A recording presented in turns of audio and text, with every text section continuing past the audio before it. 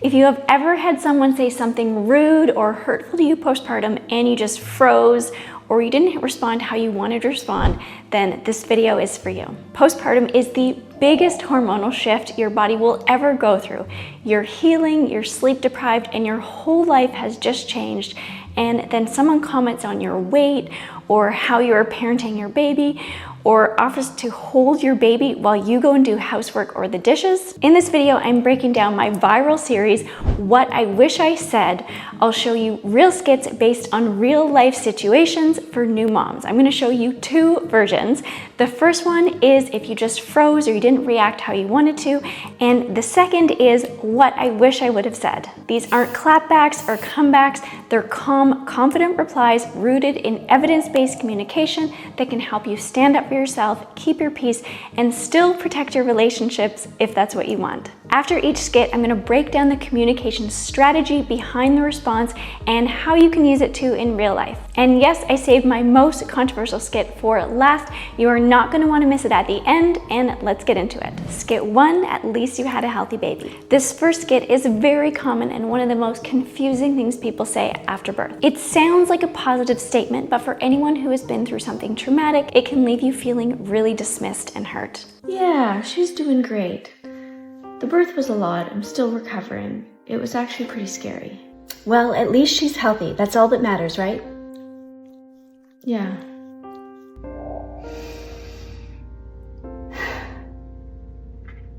This skit was the first one I did before that I knew this would be a series, and this was something that actually happened to me while my labor and birthing Octavia went smoothly. Birthing the placenta did not. I had retained placenta and postpartum hemorrhage. I lost 2 liters of blood that was collected into a baby bath because the obstetrician was in another emergency. By the time they got out of their other emergency, I was losing consciousness and Jeff was left alone with Octavia. When I was home and I shared with my friend how scary it had been, and she replied, "At least you had a healthy baby." I didn't reply at the time, but I felt really dismissed and kind of lonely later. Of course, she meant well and people mean well, and she was just trying to focus on the positive. And yes, we were beyond grateful that our baby girl was healthy. We were so in love and felt so lucky, but at the same time, we were traumatized and it felt a little bit all-encompassing, and we just needed to talk it over and we needed some time to process. It hit Jeff really hard and people process it in different ways, but I think that when someone says that, even if it's kindly, it can feel like your experience is being erased. And that's why in the second part of the skit, I responded the way that I did. Well, at least she's healthy. That's all that matters, right?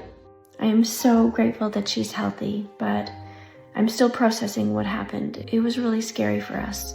I'm not trying to be negative. I think it's better to focus on the positive, and she's here and healthy and everything is fine. I hear you and I am trying to, but when you say that, I feel like there's no room for what I went through. I guess I didn't realize that. I am sorry. I'm listening now. That must have been really hard.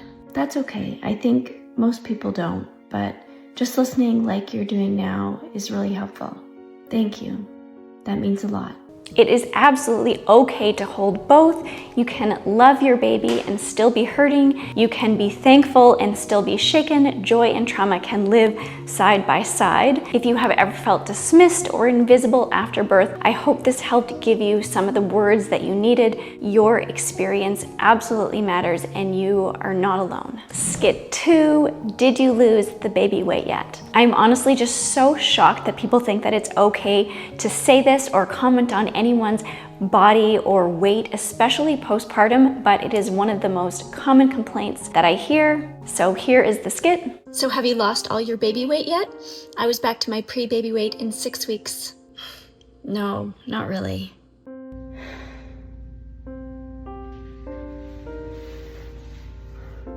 So have you lost all your baby weight yet? I was back to my pre-baby weight in 6 weeks. My body just grew a human. I'm focusing on resting, bonding, nourishing my baby, healing, and I'm trying to be kind to myself. Well, I wasn't trying to make you feel bad. I thought that you would just want to bounce back, feel like yourself again. I get that, and I know a lot of people equate bouncing back with feeling normal again, but honestly, I'm really struggling to be kind to myself right now. And when people make comments like that, it makes it even harder, even if they're well-intentioned. I'm really sorry. I shouldn't have said that. This is obviously so rude and so hurtful, and if someone has said this to you, I'm really sorry that they said this. Obviously, there are many ways that you can respond to this. For the purpose of this skit, I wanted to do an example where you're interested in preserving the relationship, for example, if it's a family member. So I made a point to not get defensive and lash out. In this situation, first, I would ground myself before reacting, telling myself this question does not define my worth or who I am. Then I would use I language to name my priorities. I said, I'm focusing on healing, bonding with my baby, and being kind to myself. That response gently reframes the conversation without attacking the other person. I would also make space for the emotional truth. I'm actually really struggling to be kind to myself right now, but I'm trying. And that little moment of vulnerability can build connection and can sometimes even change someone's perspective. I stayed calm, clear, and kind because you don't have to snap back to stand up for yourself. Also, I really hope that you know inside yourself, your weight or what you look like at all is not a measure of your value. You just grew a human. Your postpartum body is beautiful and no less beautiful than when you were pregnant. It's all just a matter of perception, and social media has really messed that up for us. Your body is doing amazing things and doing an incredible job healing. Skit 3, please don't kiss the baby. This one came straight from thousands of comments I've received, moms asking how to set boundaries when relatives and loved ones want to kiss their baby even after they've said no. Oh, you sweet thing.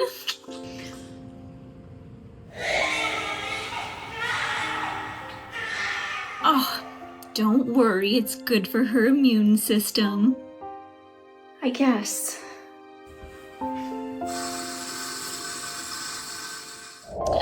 Oh, you sweet thing. Oh, sorry, I know she's so kissable right now, but we're asking everyone not to kiss her while her immune system is still developing. Don't you think mommy is being a little bit overprotective? I get it, and I know that it's different from before, but with RSV and other things going around, our doctor actually encouraged us to be a little bit extra cautious right now, and it would really give me peace of mind.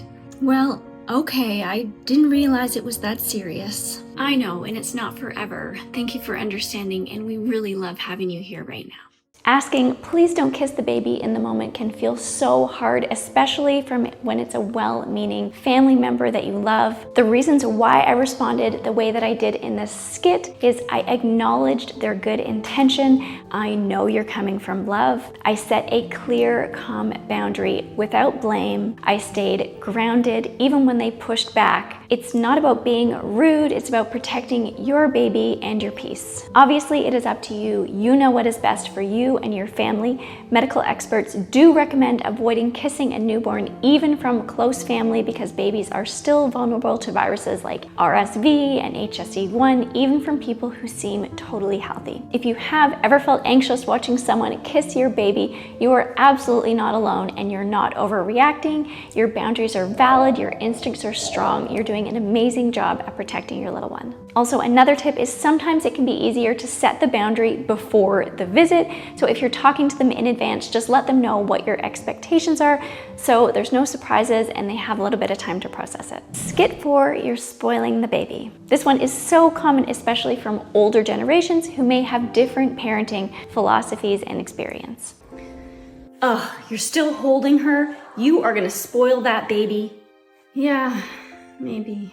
You should really just let her cry it out. Babies are smart. She's manipulating you, you know? Yeah, maybe I'll try that. You should really just let her cry it out. Babies are smart. She's manipulating you, you know?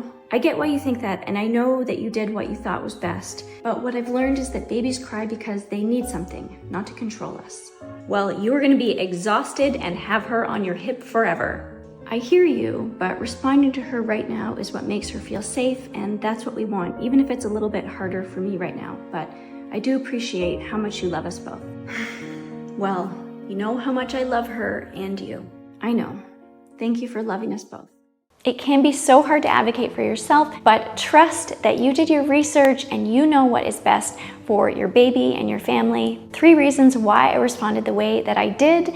1, I wanted to validate the person giving unsolicited advice experience without agreeing. I also wanted to share calm facts with no lecture tone, and I wanted to stay warm to keep the relationship safe. I also want to say this is not an example for my family. My mother-in-law and my mom are amazing, but this is an experience that so many of you said that you had. On a side note, if someone shared this video with you, know that it means that someone sees you, that they know that what you're going through is not always easy, and they've got your back. Postpartum is not just about diapers and feeding. It is a whole identity shift and healing journey, and some days it's just surviving. If you are in it, know that you are doing an incredible job, and share this with another mom that you know is doing an incredible job and could use a little bit of support as well. Skit 5, can you cover up?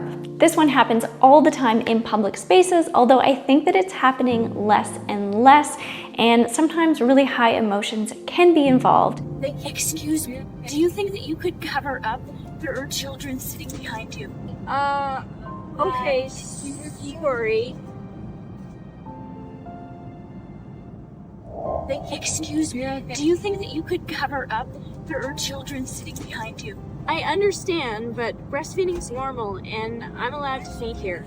It's just, maybe you could do it in the bathroom? She gets too hot under the cover, and the bathroom isn't clean or safe for me to feed her. This is the safest place for me to feed her. Well, okay. Thank you for understanding. Many of you shared that you would respond less kindly than I did, but honestly, I think that so many people are struggling in life, and that can come out as rudeness or unkindness. And so I really try to lead with kindness when I'm able to. Strategies that I used in my replies are: I normalized breastfeeding right away. Breastfeeding is normal. I stated the clear right. I am allowed to feed her here. I also added a human truth. She gets too hot under a cover. And I tried to use fact, not argument. The bathroom is not safe or clean. And I used a grounded tone with a gentle finish. Feeding your baby is normal. You should feed your baby how and where you are comfortable, and you have the right to feed your baby where you are. And I do believe that moms should not be made to feel ashamed or sent away to feed their babies. We have one more skit until my viral controversial one. This comment got tossed around very casually, but postpartum, you look tired can hit in a whole different way. Whoa, you just look so tired. Yeah, I guess I am. Whoa, you just look so tired. I am tired. We've been up a lot lately at night. I bet you haven't slept in days. Pretty much, but honestly, I'm so proud too. My body's doing amazing things. I'm healing, I'm feeding and growing a baby, and I am tired, but it's both. Wow, yeah, that is really true. You're kind of a superhero. Thank you. I will take that over tired any day.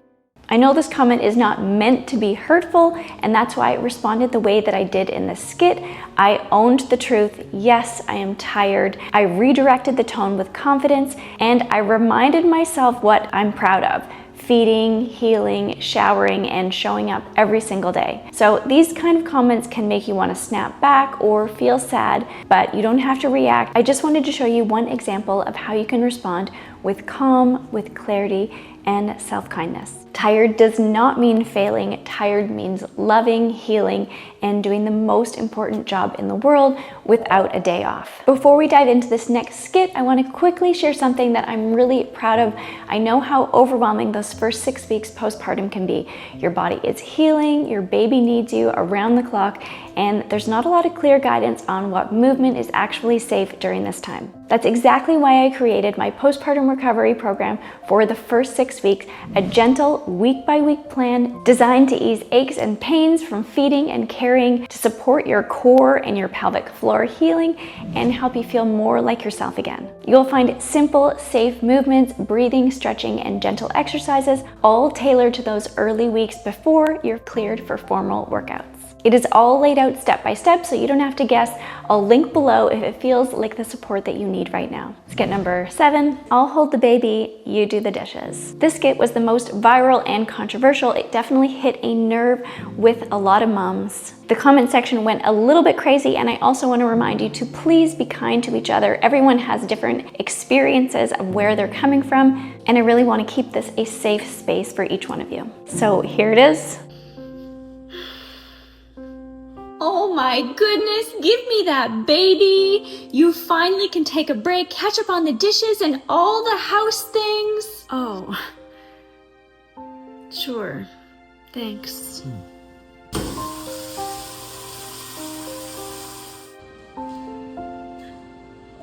Oh my goodness, give me that baby. You finally can take a break, catch up on the dishes and all the house things. You're so sweet, thank you. What would honestly help is if I could rest for a bit with the baby and you could do the dishes. Oh, I mean, sure, I can. I just thought that you would want the break. I really do, but not from her. I need a break from everything else. I'm still recovering and just really feel I need to rest right now. Okay, I've got the dishes. You go rest. Thank you. This means so much. So again, before I explain why I responded the way I did, this is not an attack on my mother-in-law or my mom. They were honestly so helpful and kind and loving in that postpartum period for me. I think language here in offering to help is really important. When someone offers to help by saying, you do the chores while I hold the baby, they may think that they're being kind or helpful, and many moms do want small breaks from their baby, but if the mom doesn't want to be separated from her baby, especially when she's exhausted, it can feel like she's being told what to do instead of being asked and supported. This goes back to the fact that autonomy is a fundamental psychological need. People don't want to be told what to do, even if it's something that they want to do. From 2 years old, some of a child's first words are, me do, I do. The point of this skit wasn't that their relatives or guests should be doing the dishes, but if they wanted to help, it's helpful to ask how they can help instead of assuming. But if they do say this, because apparently it's very common, this was just a skit of one option of how you can respond. Again, assuming that you want to preserve this relationship. Strategies that I used in my response are, I redirected with confidence. What would help the most is, it's not rejecting the help, it's just guiding it a little bit. I used I language to name my need without blaming. I really tried to stay warm and kind to keep the relationship strong. And I made the emotional truth visible by saying, I really just need rest. Often postpartum, we don't need a break from our baby, we just need help with all of the rest of the things. However, if you do want breaks from your baby, that is totally okay too. This is just one example of how to speak up with love and clarity. If you didn't say what you wanted to say in the moment, please be kind to yourself. Postpartum is the biggest transition of your life. Hormones, exhaustion, a whole identity shift, it is a lot. I hope this gave you some ideas of different responses. Take what you like and leave the rest. I'll be making more of these skits, so let me know what the rudest or most hurtful thing someone ever said to you was. Also, don't forget to share this with a mama who could use some love and support. And if you are still here, I know that you care deeply and you are an incredible mom.